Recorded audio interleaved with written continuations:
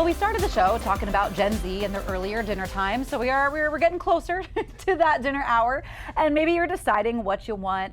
Maybe you don't feel like stopping, and that's where a lot of the delivery apps come in. DoorDash, Uber Eats, all of those that you're like, do I want to pay the upcharge, the convenience fee, if you will? The convenience is great. Convenience is great. It's nice having things delivered straight to your door, but it is costly.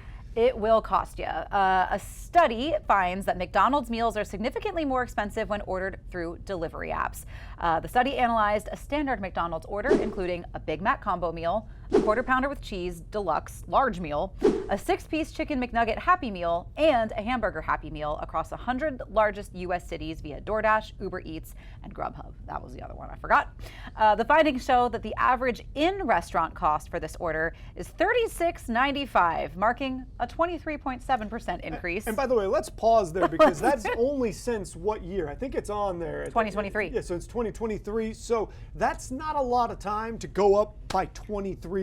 That's a pretty big change. And McDonald's is far from the only company doing this. They're seeing food prices go up all over the place. Right, and it's like quite a jump. It's not even like, oh, that's a few more cents expensive. No, it's like many dollars more expensive.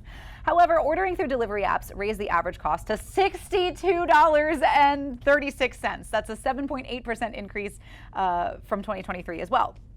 Among the delivery platforms, DoorDash is the most expensive, of course it is, at $63.21, followed by Uber Eats. That meal will cost you $62.60. Grubhub will cost you $61.26. Well, a couple things. Number one, it probably should cost you a reasonable amount to have somebody go get your food in a vehicle and then drive it straight to your door. Like that, there's an amount of labor there that is involved that should make that a more expensive thing. I just think it's interesting how many of us, and it is a lot of us, that have decided going out, it's just not worth it. At a time where a lot of people are cash strapped, they're like, I'm still not going out on that road. I'm not doing it. Somebody else go do it. I mean, I lament the loss of the delivery guy. I feel like, you used to, most pizza places had a whole guy whose job it was to bring you a pizza, but now they don't pay that position anymore because of DoorDash. So like just some DoorDash guy will come, take your pizza and bring it to you. And it just makes it significantly more expensive. Yes, which makes it way more expensive for us. So I really feel like we ought to bring back the delivery guy and maybe just have maybe more places employ a delivery guy, where I feel like that was sort of unique to like pizza, cheesesteaks, like some of your typical dine-in takeout places. It was never a feature of like fast food restaurants because the point of fast food was you stopped through the drive-through. Your margin you got it fast. Good enough if you had to pay a delivery guy at a fast food place. Right. So I get that, but I mean, if these price jumps are out there, something to think about.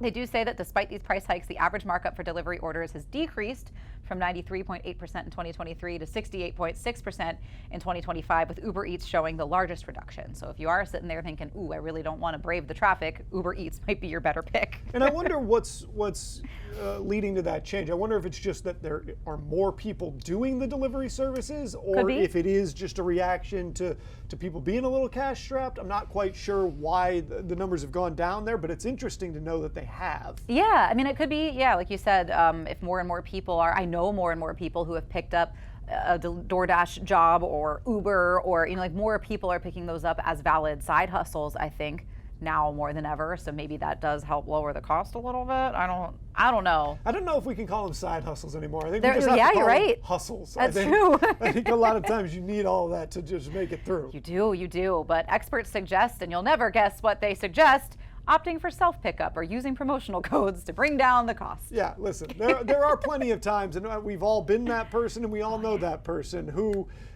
probably shouldn't spend the extra money to have that DoorDash guy bring you the food, and then still hits the button anyway because they're just not leaving. I think the two laziest moments of my life, one was after, so it wasn't laziness, this was like post giant workout. I had just biked like 12 miles or something crazy, and I was like, I could keep riding my bike and go get the pizza myself, or I'm already home and I could just not do that, and I could pay somebody who's literally down the street to come bring my pizza to me.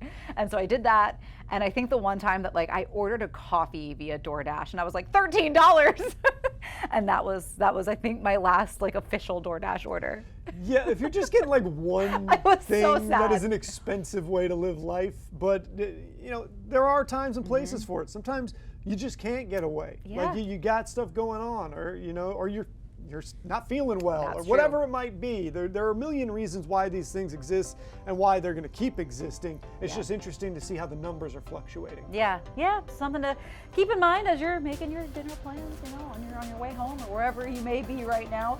But we do have to take a quick break. We've got more Coast Life for you on the way.